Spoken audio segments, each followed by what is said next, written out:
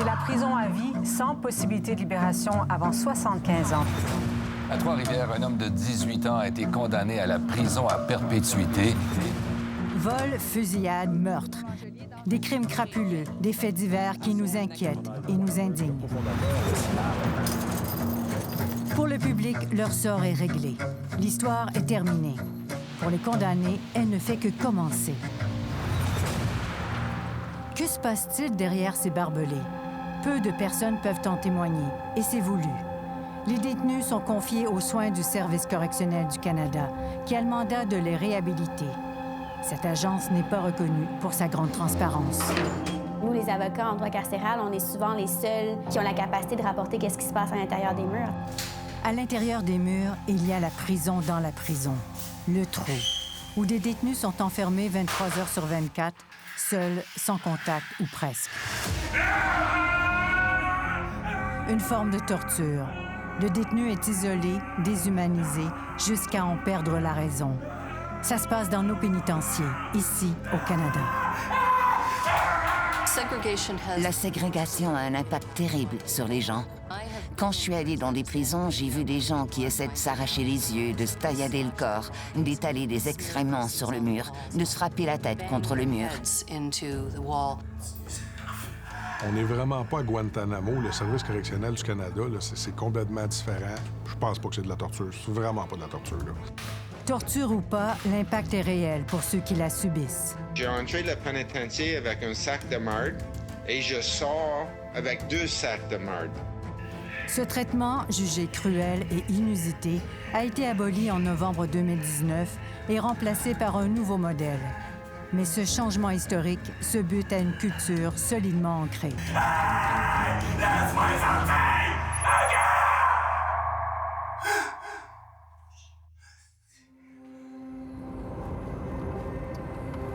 Ma pratique m'amène à devoir être en déplacement à tous les jours. L'avocate Alexandra Paquette défend des criminels qui ont une cote de sécurité maximale. Pourquoi vous vous intéressez à cette clientèle? Il n'y a personne qui naît, qui naît en se disant « moi, je vais être un criminel ». C'est pas vrai, là. On n'est pas criminel, puis c'est toujours un contexte. Ils nous racontent leur enfance. Je veux dire, c'est toujours atroce. C'est dur à entendre, mais tu sais, on devient habitué d'entendre ce genre d'histoire-là. Mais ça nous développe une certaine carapace, j'imagine. Une carapace qui la protège aussi contre certains agents correctionnels. Ils le savent très bien là, que tu es avocate parce que tu présentes ta carte de barreau. Ça m'est arrivé de me faire dire « Ah, il y a un client qui s'est commandé une escorte. » C'est juste pour commentaire gratuit, là. Évidemment qu'il n'y aurait jamais dit ça à un avocat homme. Jamais. Jamais, jamais, jamais. Pas généraliser pour dire que tous les agents sont comme ça. Il y en a des excellents. C'est un environnement très conservateur. De toujours être en confrontation, bien, ça pèse sur le moral des fois. Ce matin, elle visite un de ses clients détenus au pénitencier de Sainte-Anne-des-Plaines. Nous n'irons pas plus loin. Personne ne va plus loin. L'ancien enquêteur correctionnel en sait quelque chose. Ces hauts murs qui entourent les prisons, ils ne sont pas seulement construits pour garder les gens à l'intérieur, mais aussi pour empêcher les gens d'y entrer. C'est l'environnement opérationnel dans lequel les pénitenciers fonctionnent. La prison est une micro-société avec ses propres règles, son code de conduite, sa hiérarchie. Frédéric Lebeau connaît bien ce milieu. Il y travaille depuis 22 ans. La majorité des détenus respectent les règles, respectent leurs conditions de détention, respectent leur plan correctionnel, ont un bon comportement, un comportement de changement, un comportement qui va vers l'avant. Il y en a qui sont réfractaires, il y en a qui ne veulent pas changer. Il y en a pour eux, le crime puis la criminalité continue et continue. Votre visite n'est vraiment pas nécessaire. Pour les réfractaires, le châtiment a déjà été beaucoup plus brutal, comme nous le rappelaient les Minutes du patrimoine. Je suis ici pour les voir, que vous le souhaitiez ou non. La députée Agnès MacPhail, la première femme élue à la Chambre des communes, s'est battue pour que cesse le châtiment corporel. Ce n'est qu'en 1972 que cette punition, jugée inhumaine, sera abolie. Pouvions-nous gérer en toute sécurité une prison sans fouetter les gens? Des personnes ont témoigné de manière sincère et passionnée du risque que cela représenterait si nous faisions cela. À quel point nos prisons deviendraient dangereuses pour les hommes et les femmes qui y travaillent. Le trou a remplacé le fouet. Le détenu est séparé de la population générale, placé dans l'aile d'isolement où il est confiné à sa cellule 23 heures sur 24. Il peut y rester 2 jours, 2 semaines, 2 mois. Certains y sont restés plus d'1 année. Oui, effectivement, c'est un outil de travail. L'isolement préventif et l'isolement disciplinaire étaient 2 outils de travail là, qui étaient... Comment vous en servez? C'était généralement, là, quand on veut isoler des détenus, sur les 3 principes, un pour leur propre sécurité, la sécurité de l'établissement ou la sécurité d'un autre co-détenu, c'était un outil. Pour nous, c'était vraiment un outil qui était là, qui était fonctionnel, qui fonctionnait bien. Je vous dis pas qu'il n'y avait pas de changement à apporter. Malheureusement, le gouvernement a pris la décision d'abroger l'isolement. Comment vous avez réagi? Au début, on ne croyait pas à ça. Au début, tous les agents de correction étaient un peu crédules à cet effet-là de dire que ça n'existera plus. Depuis que le monde est monde que ça existe. Pour nous, c'est un rempart de sécurité. Si l'isolement existe depuis que le monde est monde, ça fait presque aussi longtemps qu'on connaît les effets dommageables sur la santé mentale des détenus. Incarcéré depuis 2012, Olivier dit avoir connu une trentaine de placements en isolement.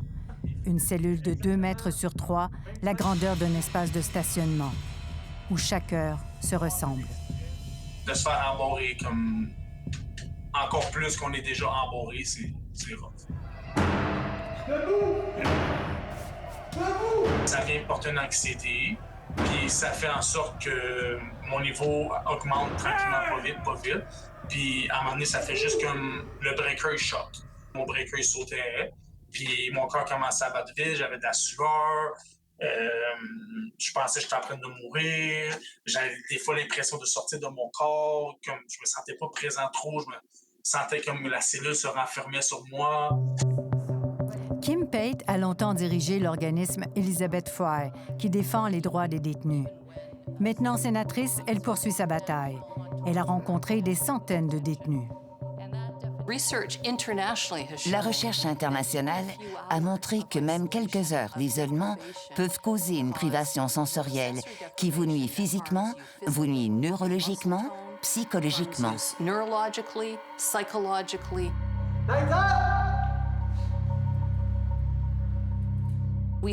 Nous voyons des gens devenir paranoïaques. Ils croient que les murs se referment sur eux. Ils ne font pas confiance aux gens qui sont responsables d'eux. Ils ont peur. Ils ont de l'anxiété et pire encore. Mais les effets négatifs sur la santé mentale, les effets négatifs de l'isolement, c'est documenté. Est-ce que le service correctionnel a pu le constater chez les détenus? Vous me parlez sous l'Ancien Régime? Oui. Bien là, honnêtement, pour vrai, j'ai pas étudié cette question-là là, en vue de l'entrevue aujourd'hui. C'est pas quelque chose qu'on a exploré. C'est sûr que ça doit avoir un impact psychologique, assurément, concernant ça. Ça doit pas être facile, mais il y a une raison pour ça.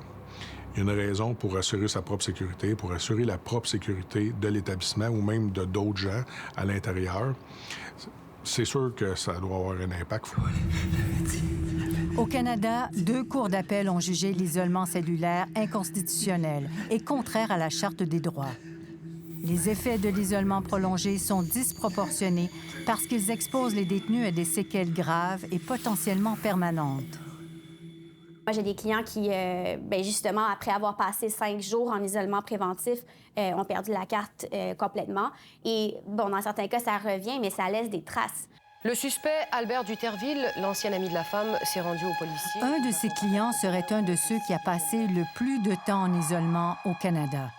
Ces séjours en isolement ne se calculent pas en semaines ou en mois, mais en années. Je suis un ex-policier et il savait que j'avais des antagonistes de la pénitentiaire de sécurité maximale, non, parce qu'on n'accepte pas un ex-policier en milieu carcéral. J'ai subi 14 agressions par les détenus. Sur cette vidéo, on voit Albert Duterville se faire rouer de coups. Pour sa sécurité, il demande d'être placé en isolement. Quelqu'un qui, évidemment, est isolé peu de contact avec des humains, que ce soit des agents correctionnels ou même des avocats, là. Encore moins sa famille. Donc, c'est quelqu'un qui est très, très, très isolé, qui, bien évidemment, ça vient avec son lot de problématiques. Oui, l'isolement a un effet sur ma santé mentale. J'avais même diagnostiqué des stress post-traumatiques. Ce serait quoi les effets négatifs? On s'essentielle une sorte de souffrance, de la douleur, de la peine, de la solitude, du chagrin, de la détresse, de la tristesse, de l'espoir. Depuis le début de son incarcération, Albert Duterville a fait l'objet d'évaluations psychiatriques qui ont décelé des problèmes de santé mentale. Je ne vais pas suivre des programmes avec les détenus. Si on veut me donner un programme, certes, oui, mais à cause de mes agressions avec les détenus, je ne vais pas avec les détenus. Parce que vous avez peur? Oui. Qu'est-ce qu'on fait avec un individu comme ça? On le garde en prison toute sa vie parce qu'il a peur d'interagir avec les autres. Donc, qu'est-ce qu'on fait? Elle est où la ligne entre la peine la moins cruelle et inusitée puis la moins privative de liberté et la sécurité du public? Parce que dans son cas, c'est ça. Bon matin, Madame la juge. Maître Marie-Claude Lacroix a aussi des clients qui demandent l'isolement pour assurer leur propre protection. La seule option viable pour sa survie qu'il voit, c'est de demeurer en isolement, mais ça ne veut pas dire pour autant qu'il consent à être dans des conditions telles qui vont affecter sa santé mentale. Maintenant, c'est du devoir du service correctionnel d'offrir des options viables à ces individus-là pour qu'ils puissent cheminer dans un environnement qui n'affectera pas leur santé mentale. Le nombre de détenus placés en isolement a varié selon les années. En 2013, par exemple, on pouvait compter une moyenne quotidienne de 800 détenus en isolement, près de 6 % de la population des prisons fédérales. Des critiques, des rapports cliniques, des poursuites et même un blâme des Nations unies ont amené le service correctionnel à diminuer l'usage des cellules d'isolement depuis 2014, mais sans jamais les fermer. Pour plusieurs observateurs, ça ne pouvait plus durer.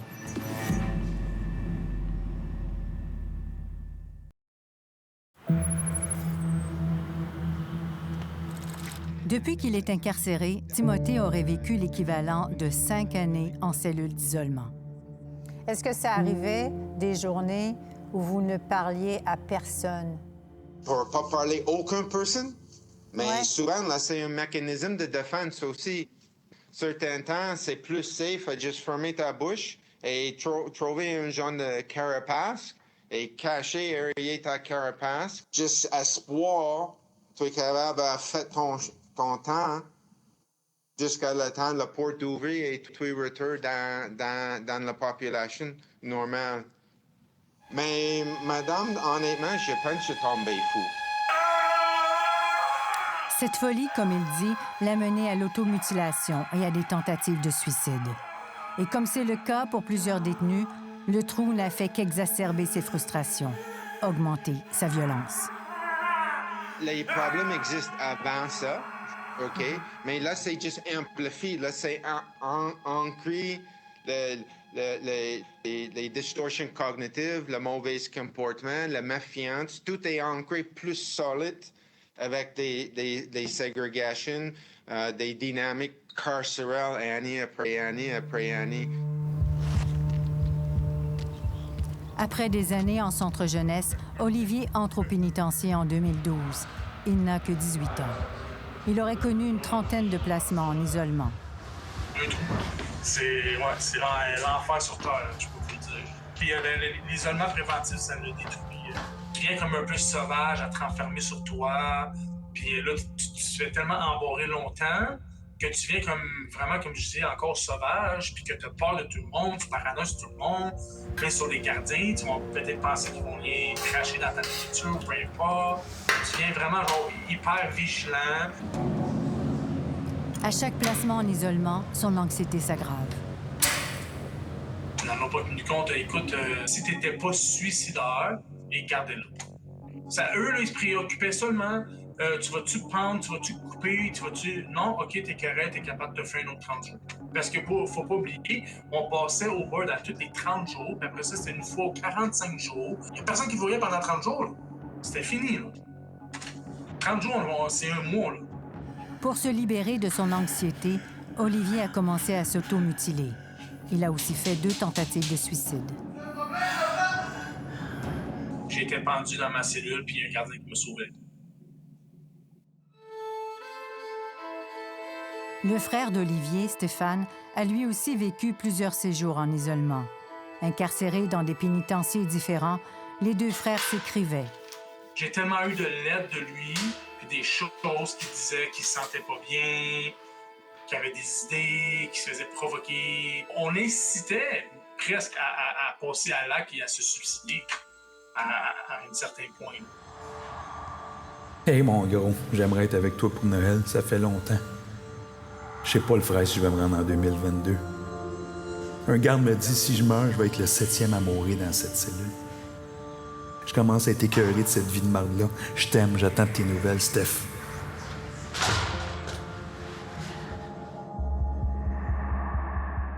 Le 17 décembre dernier, alors qu'il était dans une cellule de surveillance 24 heures sur 24 en cas de suicide, Stéphane est retrouvé mort. La cause de son décès est qualifiée de non naturelle. Des enquêtes sont en cours, dont une du bureau du coroner de l'Ontario. Ce n'est pas la première fois qu'un coroner se penche sur une mort suspecte en isolement. L'histoire d'Ashley Smith a choqué les Canadiens. Cette jeune femme de 19 ans s'est suicidée en 2007 sous le regard des agents correctionnels. Elle avait reçu une peine de 30 jours pour avoir lancé des pommes à un facteur.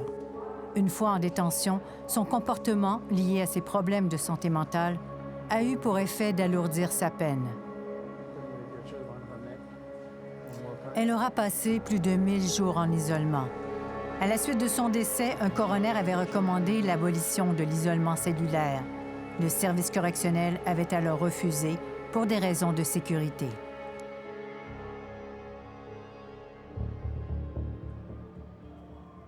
En 2015, les Nations unies adoptent les règles Nelson Mandela. Selon ces normes, plus de 15 jours en isolement équivaut à de la torture. Le service correctionnel ne va abolir l'isolement cellulaire que 4 ans plus tard. Qu'est-ce qui a amené le service correctionnel à l'abolir? En fait, en 2019, on a aboli l'isolement préventif, donc ça n'existe plus comme mesure au Service correctionnel du Canada. Et on a mis en œuvre un nouveau modèle. Mais qu'est-ce qui a amené cette décision-là? Un nouveau modèle qui apporte une nouvelle approche. Une approche où on mise sur l'intervention et au niveau de la livraison de programmes. Ce que le service correctionnel ne dit pas, c'est qu'il n'a pas vraiment eu le choix. Les tribunaux ont jugé que les mesures d'isolement sont un traitement cruel et inusité qui enfreint la Charte canadienne des droits et libertés.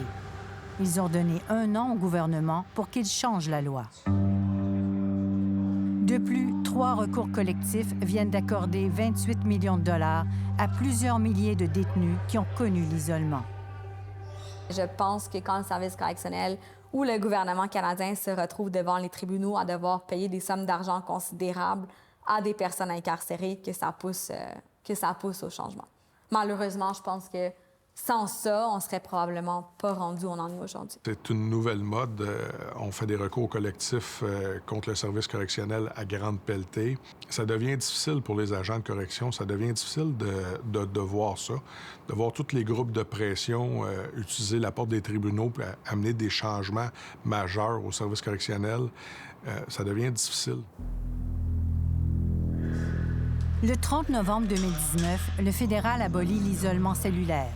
Il crée les unités d'intervention structurée, les UIS, qui ne devront être utilisées qu'en dernier recours et pour une durée la plus courte possible. Selon ces nouvelles règles, un détenu en UIS doit sortir de cellule au moins 4 heures par jour. Pendant cette période de temps, on doit lui offrir 2 heures de contact humain significatif, des échanges avec des co-détenus, des travailleurs sociaux, des agents de programme. Concrètement, je vous dirais honnêtement, c'était une initiative très emballante pour les services correctionnels du Canada. Donc, on nous fournit, avec ce nouveau modèle, une occasion d'intervenir et vraiment travailler sur leur réadaptation et leur réintégration en population carcérale régulière. Et ultimement, ça joue en plein dans notre mandat, qui est de les appuyer dans leur réintégration au niveau de la société canadienne et d'assurer la sécurité publique. Je pourrais peut-être juste renchérir en disant que ça a été vu comme une opportunité d'être avant-gardiste, de gérer le risque différemment. Les unités d'intervention structurée sont créées dans 15 des 43 pénitenciers, surtout ceux à sécurité maximale. Les agents correctionnels dénoncent le manque de sanctions efficaces face au mauvais comportement. Dans notre rôle d'agent de correction, il faut modifier les comportements. Donc oui, c'était un pas important qu'on a perdu malheureusement, qu'on n'a plus. Puis là, c'est quoi qui a remplacé ça? C'est des amendes, c'est des pertes de privilèges, mais donner des amendes à des détenus qui n'ont pas d'argent, ça ne sert absolument à rien.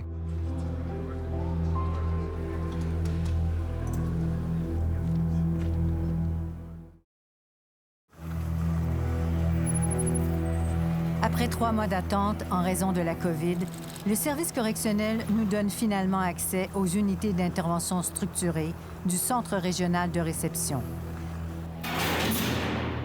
C'est dans cet établissement que les détenus attendent leur code de sécurité avant d'être assignés à un autre pénitencier. Nous n'aurons qu'une heure de tournage. On nous prévient qu'il nous sera interdit de filmer des agents et des détenus. De toute façon, il n'y a personne. La rangée est vide. Les cellules ont été repeintes en prévision de notre tournage. Les graffitis ont disparu. Nous comprenons rapidement que notre visite ne nous apprendra rien sur le fonctionnement des unités d'intervention. Olivier a fait des séjours en UIS dans différents pénitenciers à travers le pays. C'est une forme d'isolement qui est maquillée, mais qui est meilleure. Je vais donner qu'est-ce qui appartient à César. J'ai été dans des établissements que le UIS, il n'y avait aucun problème, tout marchait vraiment à sa coche. Tu avais ton 2 heures significatives par jour, que si tu n'étais pas en groupe avec quelqu'un, et tu mettais avec des agentes, genre comme des travailleurs sociaux, quelque chose de même, elle va venir avec toi parler 1 heure. Elle va parler avec 1 heure avec toi ou jouer aux cartes, ou jouer à des jeux de société, juste pour genre te distraire un peu. Ça, c'est un contact significatif qui va faire en sorte qu'on va parler, puis qu'on va pas être laissé à nous-mêmes dans notre cellule, puis à venir encore plus fou. Là. 4 heures par jour hors cellule. Le temps de prendre une douche, de marcher dans la cour extérieure, de se distraire avec des co-détenus ou des membres du personnel. C'est la loi. Donc, on n'a pas le choix. Il faut les sortir 4 heures par jour. C'est quand on a plus de types de population que c'est là que ça devient difficile à gérer. Suite à des altercations, il y a des clarivots, ça peut arriver, qu'on ait différents types de populations à l'intérieur de ces unités-là. Donc, des blocs de 4 heures, bien, on en a 4 sur un 16 heures régulier, parce qu'on ne peut pas les sortir la nuit.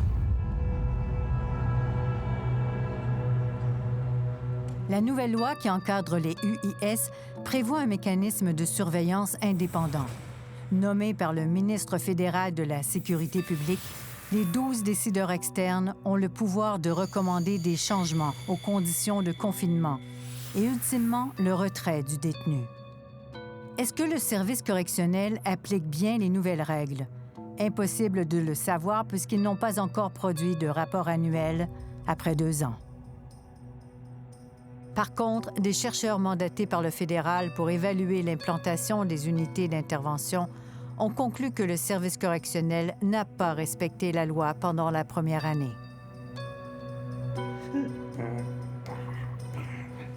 Dans 28 % des placements en UIS, les détenus sont sortis moins de 2 heures par jour de leur cellule, ce qui équivaut à l'isolement comme on le connaissait.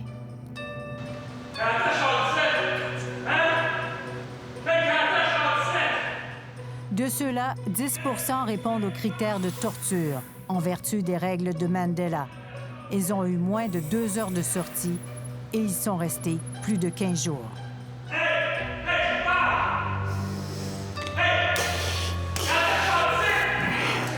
défi du changement de culture est présent. Il faut le reconnaître. On y travaille à tous les jours. Aussi, on a eu des avis extérieurs qui nous ont fait des observations qu'on a pu prendre en considération, mettre les choses en perspective puis les adresser. Donc, on est continuellement en train de s'améliorer.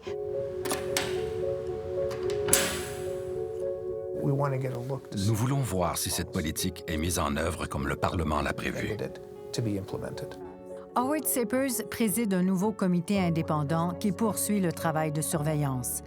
Il nous a fait parvenir en primeur quelques résultats de son prochain rapport. Depuis la création des UIS en novembre 2019 jusqu'en août dernier, 1732 détenus ont été placés dans les unités d'intervention, ce qui équivaut à 8,4 % de la population carcérale. 55 % y sont restés plus de 30 jours et 22,5 % entre 60 et 552 jours. Il n'y a pas de limite de temps. Il n'y a vraiment aucune limite de temps. Il n'y a pas de cap, si on peut dire ainsi. Ça n'existe pas. Là. Ça peut, on en a qui sont là pratiquement depuis le début là, de l'implantation des US. Puis ils veulent demeurer là. Depuis 2 ans? Oui, mais il y en a qui veulent demeurer comme ça, puis qui aiment ça, puis qui purgent leur sentence pratiquement là. Le service correctionnel souligne qu'en février dernier, on ne comptait que 156 détenus dans les UIS à travers le pays, soit 1,3 % de la population carcérale. Selon Howard Sapers, les détenus autochtones et ceux qui ont des problèmes de santé mentale étaient surreprésentés en cellules d'isolement. Ils le sont encore dans les unités d'intervention structurée. D'autres aspects soulèvent de nombreuses interrogations. Pourquoi certains prisonniers bénéficient d'un temps de sortie de cellule et d'autres pas? Pourquoi une région est-elle différente d'une autre? Pourquoi une prison est-elle différente d'une autre? Nous voulons creuser plus profondément. Nous voulons voir quel est l'impact sur les femmes par rapport aux hommes. Quel est l'impact sur les hommes autochtones par rapport aux autres, sur les hommes noirs par rapport aux autres détenus. Alors que les UIS étaient encore en chantier, un agent de programme a demandé à Timothée de partager avec le personnel correctionnel son expérience de l'isolement. Qu'est-ce qui est important à ce moment-là pour vous de leur dire? Le plus important.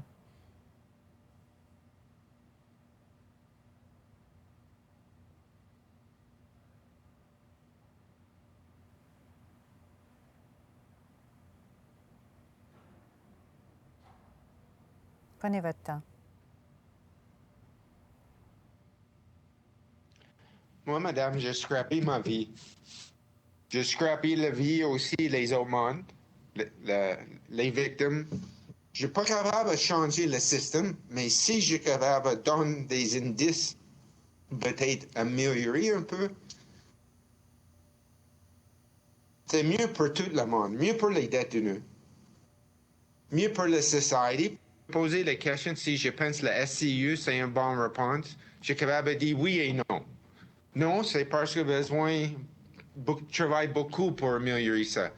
Si je suis capable de juste donner un peu de pouce dans une bonne direction, je ne vais pas gaspiller mon temps dans la ségrégation.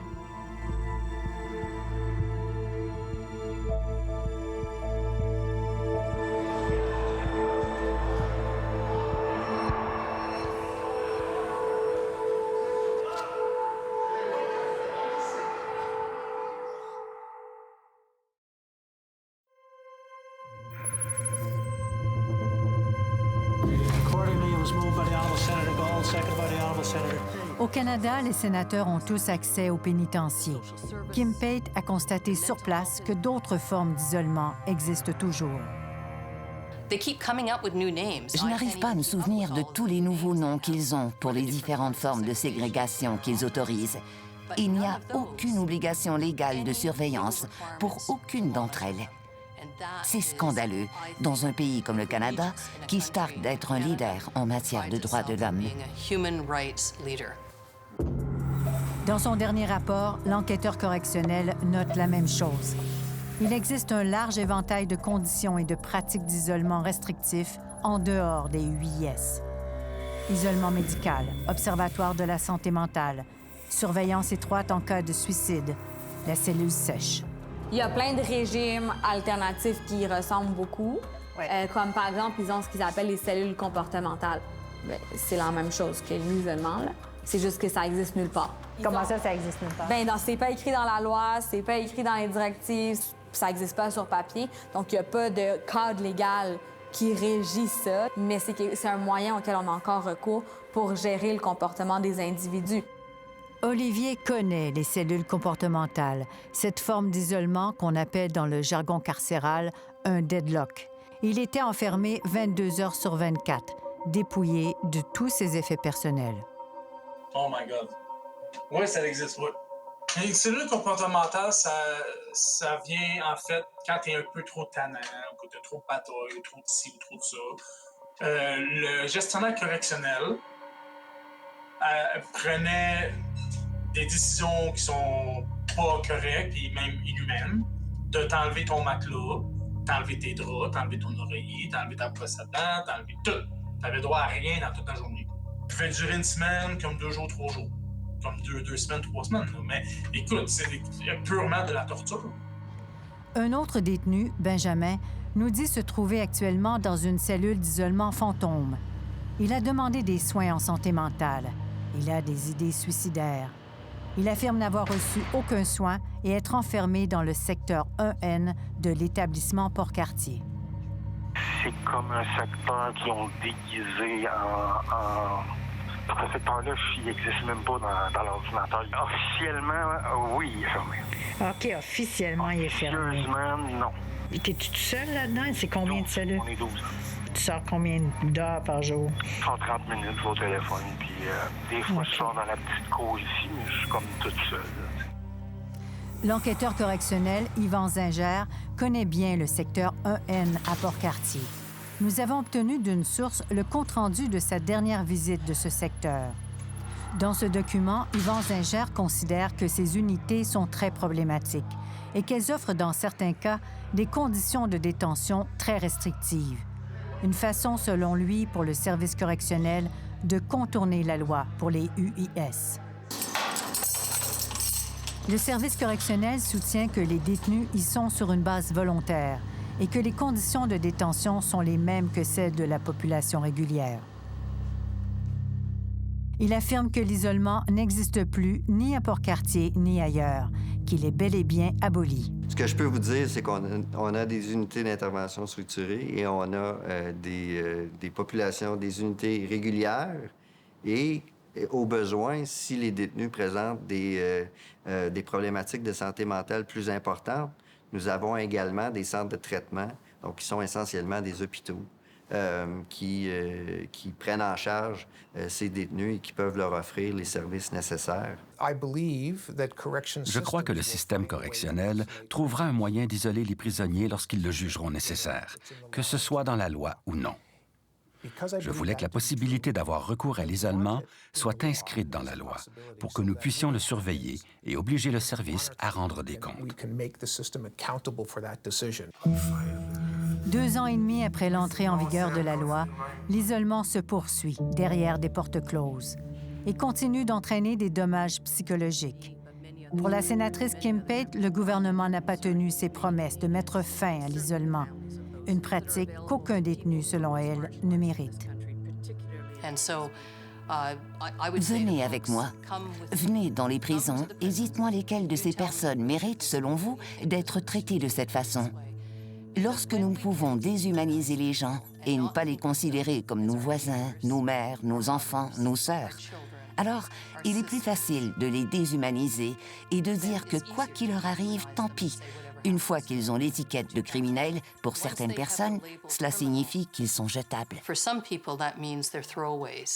que je peux dire, c'est qu'il y a beaucoup d'espoir, puis pas parce qu'il y a des accusations criminelles que j'ai une personne qui ne mérite pas d'avoir des droits et d'avoir une seconde chance.